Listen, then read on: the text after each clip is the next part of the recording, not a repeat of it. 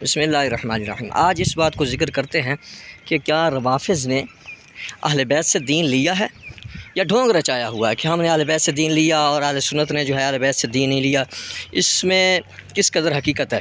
تو آپ نے تھوڑی دیر غور کرنا ہے تو آپ کو پتہ لگ جائے گا کہ روافض کے پاس در حقیقت دین ہے ہی نہیں۔ دین کیا ہے؟ قرآن اور سنت۔ سب سے پہلے جو سنت پر بھی مقدم ہے وہ قرآن ہے، اللہ پاک کا کلام ہے۔ اور قرآن کس کے ذریعے سے آیا ہے؟ کس نے جمع کیا ہے؟ صحابہ کرام نے۔ اور صحابہ کرام سے آل محمد کو، اہل بیت کو، سادات کو، اہل بیت کے افراد کو وہی قرآن ملا، وہی دین انہوں نے صحابہ سے لیا۔ پھر ان کا یہ دعویٰ ہے کہ حضرت علی المرتضیٰ کرم اللہ وجہ الکریم نے بھی ایک قرآن جمع کیا۔ وہ مصحف حیدری کہاں ہے؟ وہ حضرت علی نے تو تم میں سے کسی کو بھی نہیں دیا، کسی ایک کو بھی دیا تو بتاؤ وہ والا قرآن تمہارے پاس ہے؟ مطلب یہ ہے کہ انہوں نے نہیں دیا، ان کے کسی مراجع میں سے بھی کسی کے پاس نہیں ہے، کسی مجتہد کے پاس، کسی ملک میں کسی ایک جگہ بھی اس کا نسخہ نہیں ہے، نہ ان کے پاس وہ قرآن موجود ہے۔ یہ کہتے ہیں حضرت علی المرتضیٰ رضی اللہ تعالیٰ عنہ نے قرآن جمع کیا نبی علیہ السلام کی وفات کے بعد، اور صحابہ نے اس کو ریجیکٹ کر دیا، تو وہ ٹرانسفر نہیں ہوا۔ اب وہ ٹرانسفر نہیں ہوا، آپ لوگوں تک نہیں پہنچا، اس کا مطلب ہے دین آپ لوگوں تک نہیں پہنچا۔ تو آپ نے دین قرآن وہ اہل بیت سے نہیں لیا، آپ کے پاس نہیں ہے، آپ محتاج بنے، اور آپ صحابہ کے محتاج ہیں اس بات میں۔ اور مزید سنیے کہ یہ لوگ کہتے ہیں، کلینی نے کافی کے اندر لکھا کہ امام باقر اور امام جعفر جو ہیں، یہ دونوں شخصیات جو ہیں یہ تقیہ کرتے تھے، دین کو چھپاتے تھے۔ جو تقیہ کی تعریف ساری آپ کو معلوم ہے۔ تو انہوں نے تو دین پھیلایا ہی نہیں ہے بقول ان کے، ہم نہیں کہتے۔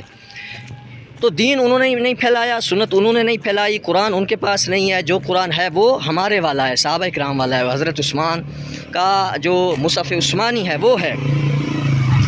اب تم لوگوں کے اوپر لازم ہے کہ تم اپنی عوام کو حقائق بتاؤ، سچ بتاؤ، اور حق یہی ہے، سچ یہی ہے کہ تم لوگوں کے پاس دین نہیں ہے، تم لوگوں کے پاس سنت نہیں ہے، تم لوگوں کے پاس اہل بیت کا دامن ہی نہیں ہے، نہ صحابہ کرام کا دامن ہے، کیونکہ تم نے خود انکار کر دیا۔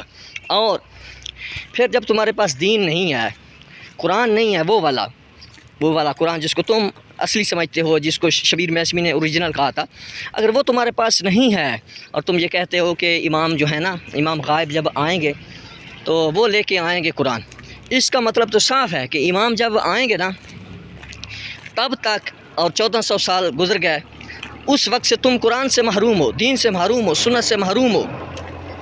تو ان کے پاس اگر قرآن ہے، دین ہے، سنت ہے، تو 1400 سال سے تمہیں تو محروم رکھا۔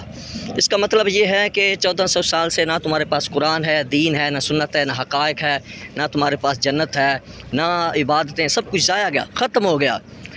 وہ آئیں گے، اللہ جانے وہ آئیں گے کہ نہیں آئیں گے آپ والے۔